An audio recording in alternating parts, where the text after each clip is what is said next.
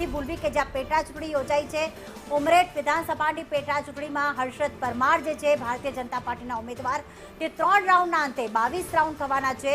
3 રાઉન્ડના અંતે અત્યારે આગળ ચાલી રહ્યા છે. કોંગ્રેસને અત્યાર સુધી 6000 મત મળ્યા છે અને હાલમાં હર્ષદ પરમાર ભારતીય જનતા પાર્ટીના ઉમેદવાર 6000 મતોથી આગળ ચાલી રહ્યા છે. 3 રાઉન્ડના અંતે જે પરિણામ સામે આવી રહ્યું છે 12000 મત હર્ષદ પરમારને મળ્યા છે. કોંગ્રેસ ઉમેદવારને 6000 મત મળ્યા છે.